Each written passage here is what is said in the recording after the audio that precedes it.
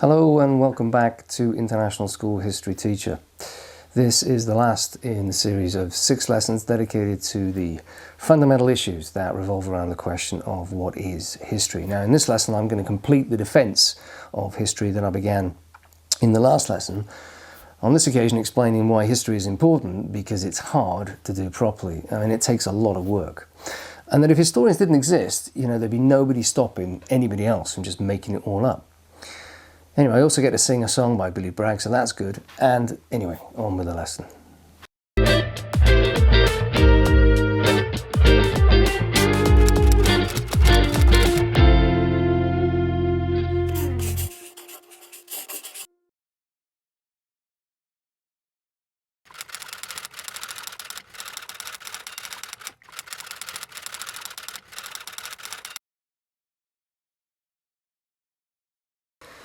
Heritage is easy. History, in contrast, is hard. Or rather, the historical dimension to heritage is easy. Heritage cherry picks from a past that has already been neatly sourced and it uses what it fancies, for whatever reason.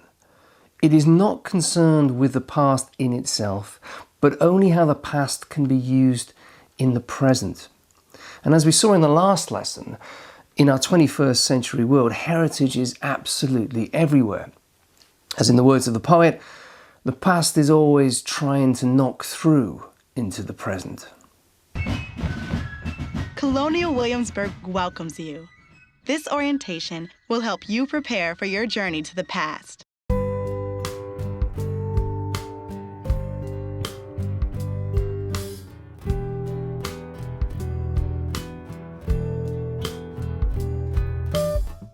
The past is always knocking incessant, trying to break through into the present.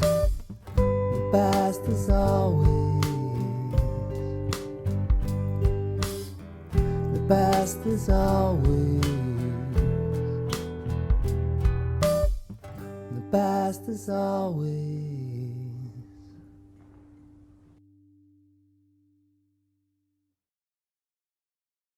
In contrast to heritage, real history is really hard. It's really hard going. I know I couldn't do it, but I admire those who do. Most historians are not Eric Hobsbawm or Orlando Figes. They don't get to write these popular best-selling historical works that, everybody gets to read. Most historians write fairly dry accounts of their detailed findings in professional journal articles and in monographs that only other professional historians read. As the French author Flaubert once said, writing history is like drinking an ocean and pissing a cupful.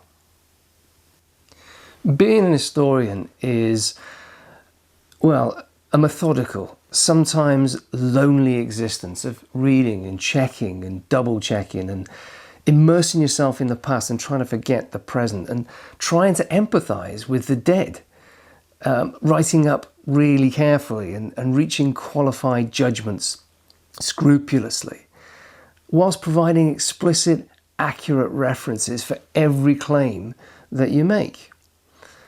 The American historian William Dunning provides a really useful example of this sort of hard work. He discovered through careful archival research and comparison of handwriting that Andrew Jackson's first message to Congress had in fact been drafted by George Bancroft. How much time must this comparison have taken? How many samples of handwriting had Dunning had to review?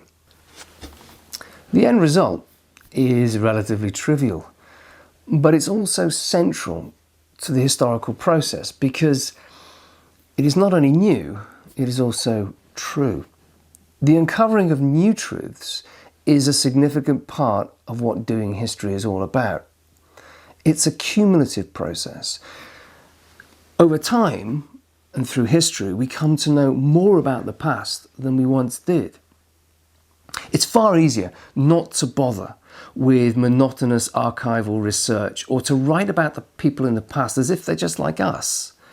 It's far easier not to provide those detailed footnotes or just select the lessons of the past because they suit our present needs.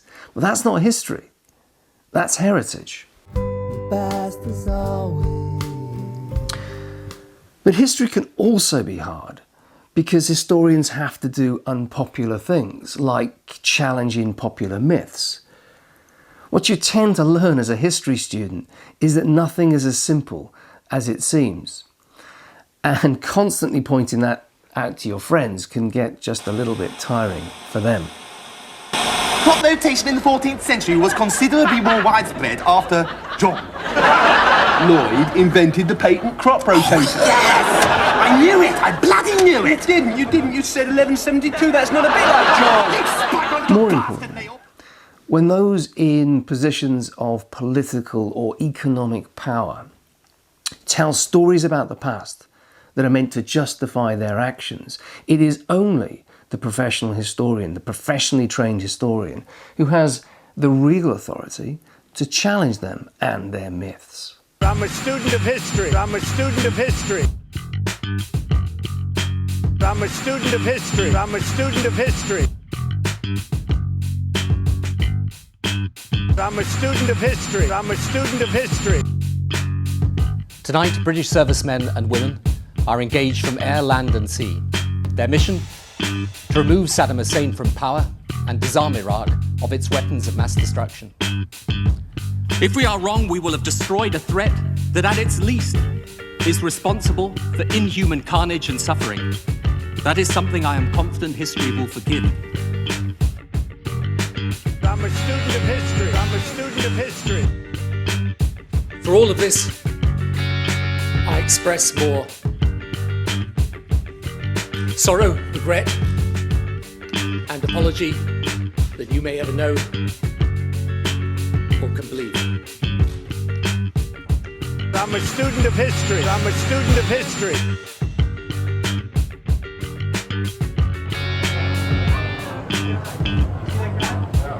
I took that picture and I took it around 4 Beijing universities, those that had been most instrumental in the protests in 1989, and I showed it to 100 students. And I was really surprised at the level of ignorance. Most of them just looked at it with completely blank faces, no flicker of recognition whatsoever. People asked me questions like, is it Kosovo? Is it South Korea? One person said, it looks like Tiananmen, but it can't be. Out of 100 students, only 15 recognized that image. I'm a student of history. I'm a student of history. And if we vote leave and take back control, I believe that this Thursday can be our country's Independence Day. We're not leaving the EU because we don't like the smell of French cheese. We're leaving the European Union because we don't like being told what to do by an unelected bureaucracy in Brussels. And for the UK, I think it's probably the worst deal in history. I'm a student of history. I'm a student of history. We have launched an unprecedented economic boom. I've done more in 500 days than any president has ever done in their first 500 days. I can be more presidential than any president that's ever held this office. That I can tell you. I'm the most transparent president probably in the history of this country. According to the Washington Post fact checker, President Trump has now made 9,014 false or misleading claims in his first 773 days in office. And this is something else that can make history hard. Historians play the role of professional skeptics. They're often charged with being unpatriotic or disloyal. For those in power and defending the status quo, the way the world is, history can be a dangerous subject, and historians can be dangerous people because history teaches that the world hasn't always been like this, that change has happened. And of course, by implication, change can happen again. Tennis as Congressman, please heed the call and stand in the doorway to block that door. For he who gets hurt will be he who has stalled. There's a battle outside, it's raging. And so shut your windows and rattle your walls. For the times, they're changing. Times, they're changing. Times, they're changing.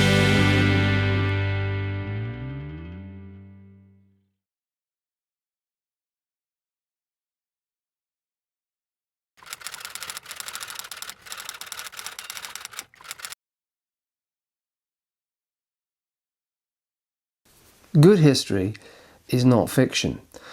Good history is concerned with facts about real events that really actually happened. Events cannot be invented that did not happen, nor can the chronology of those events be reversed. There are real limitations to the narratives that can be told about the past, and those limitations, they're fixed by the facts.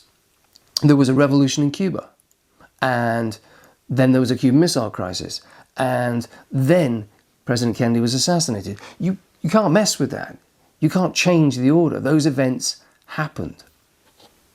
As the historian G.M. Trevelyan once argued, the poetry of history does not consist of imagination roaming at large, but of imagination pursuing the fact and fastening upon it. For any claim the historian makes about the past, they must provide evidential research, support from that historical record. And the historian must be open and accurate about this. The historian must provide clear referencing to allow the authenticity of the apparently original source to be verified. And of course to allow their interpretive reading of that source to be checked, to be analysed.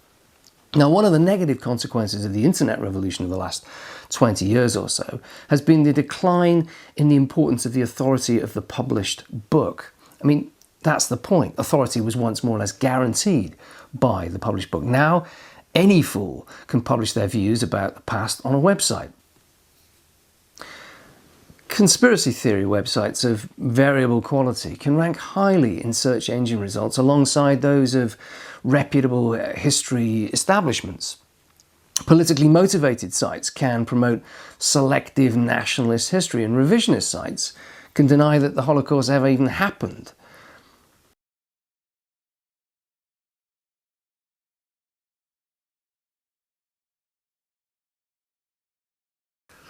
Now, in the face of such narratives, it is clearly not enough that we have access to simply other narratives. There must also be accounts that are founded squarely on the factual record. For those accounts, we depend on history and historians. As Richard J. Evans forcefully argues, there is a massive, carefully empirical literature on the Nazi extermination of the Jews. Clearly, to regard it as fictional and real, or no nearer to historical reality than, say, the work of the revisionists, who deny that Auschwitz ever happened at all, is simply wrong. Here is an issue where evidence really counts, and can be used to establish the essential facts. Auschwitz was not a discourse. It trivializes mass murder to see it as a text. The gas chambers were not a piece of rhetoric.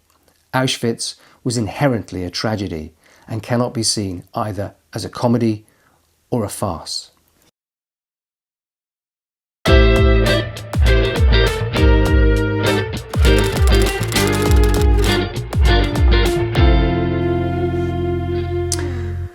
So, in this series of lessons, we have examined what history is and what history is not. We've considered the epistemological fragility of history as expressed through those inadequate sources of information, through the flawed interpretive methods the historians use, and in those narrative texts that they produce. But we've also shown the importance of history as a corrective to heritage, and we have also celebrated the role of historians as the challengers of nationalist myth and the various nationalist abuses of politicians. Anyway, that's it for now. Thanks for watching. Hopefully there'll be some more soon. Architecture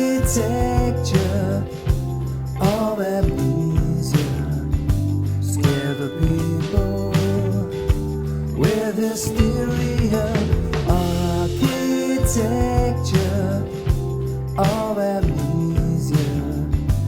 History lessons disappear.